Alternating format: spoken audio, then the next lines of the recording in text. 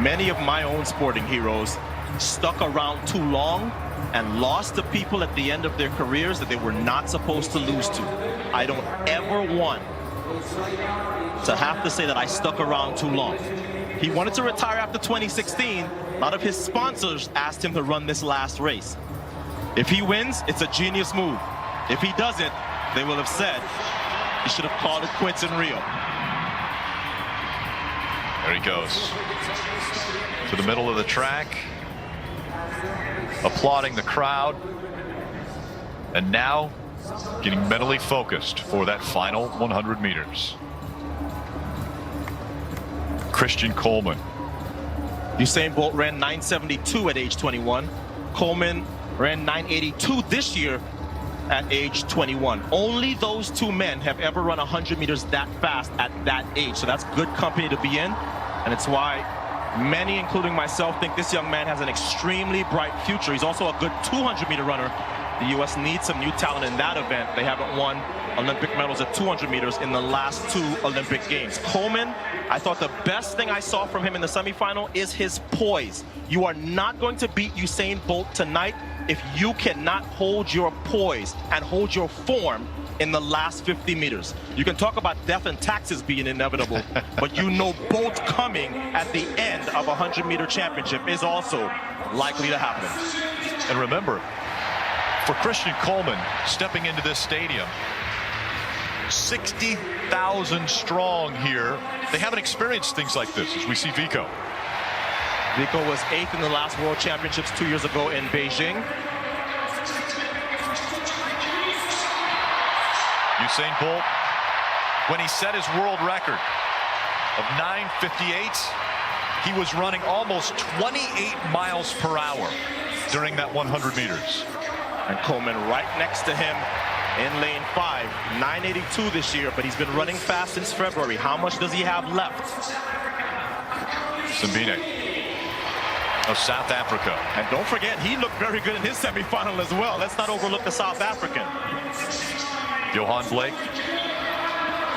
When it was a false start by Usain Bolt, Johan Blake stepped up to that opportunity and won the World Championships.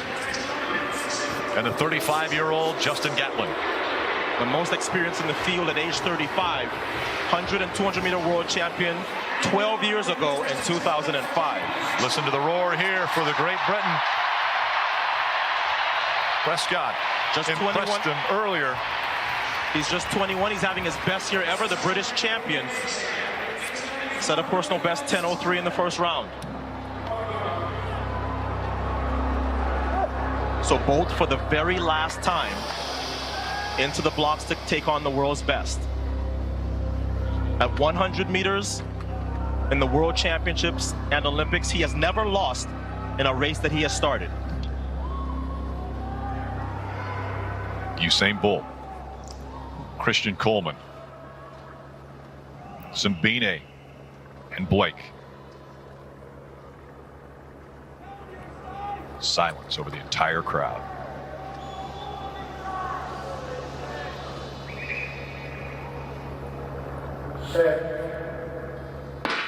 There's the gun. Bolt out slow. Christian Coleman has 2 strides on him. Can he reel him in? Christian Coleman trying to win the championship. Bolt at the line. Photo finish. It could be Gatlin as well. And the entire crowd, Coleman thinks he's got it. Coleman thinks he has it. Gatlin thinks he has it. And Usain Bolt thinks he has it. The photo finish shows Justin Gatlin as the world champion. So after 10 years and 3 world championships, the world 100-meter title comes back to the United States as Gatlin wins his second 100-meter world title. Justin Gatlin closed on Usain Bolt. Bolt, not a great start. Christian Coleman was the dominant figure. And then it was the strong performance by Gatlin at the end. This looked a lot like the U.S. Championships with Gatlin getting the better of Coleman in the final 5. So the man who won his world title 12 years ago, Justin Gatlin,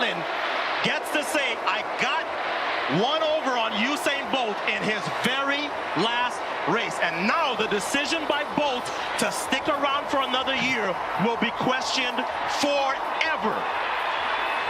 Unbelievable finish by Justin Gatlin. And you see the emotion. Coleman gets the silver.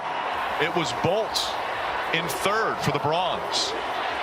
And whether or not you like Justin Gatlin, this has been an effort and a display of perseverance. Gatlin was bronze behind Bolt in 2012, silver behind him in 2013, outleaned for the gold in 2015, and he kept coming back, finally getting the world's greatest 100-meter runner ever at the death in his very last 100 in 2017. And remember, Otto, this is the first time when he's actually raced that he's ever lost in the 100 meters on this stage. And this took poise. I talked about the poise that you would need if you're going to beat Bolt in 100 meters. Both Coleman and Gatlin showed a lot of poise. And let's give some credit to the youngster. In his very first global final, he led for most of this race until Gatlin caught him. So the future appears to be set for the United States as Christian Coleman, the NCAA record holder, the NCAA champion, looks like he is definitely one to watch for the future, as he too got to the line before Usain Bolt. Similar to the U.S. Championships, the Nationals, where Coleman was out front and Gatlin reeled him in. Bolt didn't have that final burst, that final 50 meters, but you see him acknowledging this crowd. So it's a pretty good night for the University of Tennessee. Absolutely. Coleman in second, and Justin Gatlin, the world champion. And both had a poor reaction time. Gatlin and Coleman reacted in the low teens. Bolt reacted in the high teens, and that was all they needed to stop Bolt from repeating as three-time world champ in a row.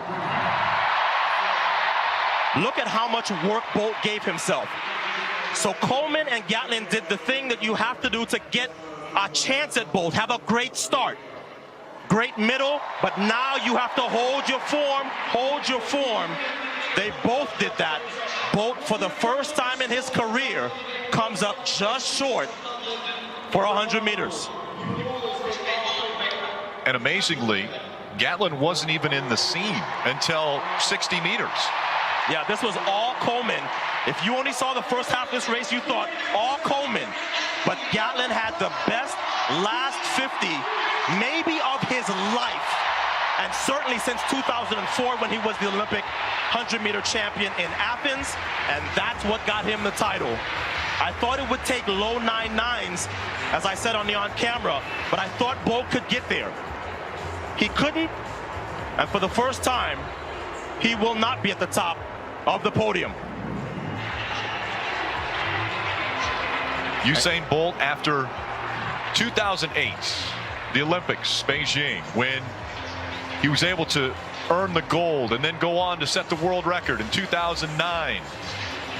It has been a dominant performance every single race, where we've seen him maybe not have a step at the beginning, get beat out of the blocks, but then he's always had the ability to come and reel someone in. The Bolt fans have been concerned about this all year, because even in his 9.95 season best performance coming in here, it didn't look like he was shifting and having the gears in the middle. Well, their fears were proven correct tonight, as Justin Gatlin takes down Usain Bolt. He was working hard the whole way down. A poor start and no acceleration gave him a very big hole. He couldn't climb out of it tonight. And we've seen where Justin Gatlin had the great start and Bolt was able to reel him in. Well, it was this time that Justin Gatlin had to dig deep. Christian Coleman had the lead and Gatlin was able to reel him in. Bolt just missing that little step at the end, that extra drive that we have seen so many times. And he continues to acknowledge the crowd. The world stage for Usain Bolt has always been one of elation. Every time he goes to a stadium, they've embraced him because of his personality. We see him right now acknowledging the crowd. You liken him to Muhammad Ali. he was confident in his abilities, but at the same time, he had fun. Be able to reacting with the people, the fans, and the other competitors. And this is new territory for Bolt. The last time that he was not taking a victory lap was 2007. You remember 2007? Yes. Beyonce had a song on the charts that year called Unbreakable. That was a long time ago. Long time ago. A decade ago. And that's how long that man has been on top of the podium. No matter what competition it was always Usain Bolt. Tonight, there's a new world champion. And that is American Justin Gatlin. He's standing by with Lewis. Well, Justin, it's been a long career. And 12 years later, after winning your first world championship, you're back here again on the top. How did you get in the blocks in this big moment with everything on the line and make this happen? I didn't think about myself. I thought about my parents in the stands. I thought about all my supporters back in the hotel, all my countrymen who were watching at home, and those who counted. I didn't do it for me. All the times I've lost to Usain and I've gotten silver and bronzes, today I just went out there and I just did it for others who really wanted me to go out there and do it. But I know deep down inside there must be a significance that we don't understand in the fact that you came from behind and you were able to get Bolt in his final 100 meters.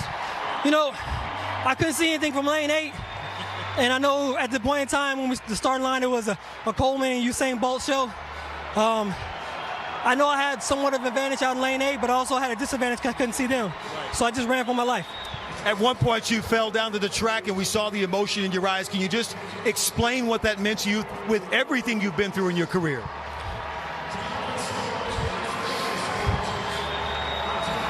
I dreamed about this day. I worked hard for this day. And it took for me to not be selfish and think about myself and to think about others to give me that fight. And that's what mattered the most. Congratulations. Thank you. Thank you, America.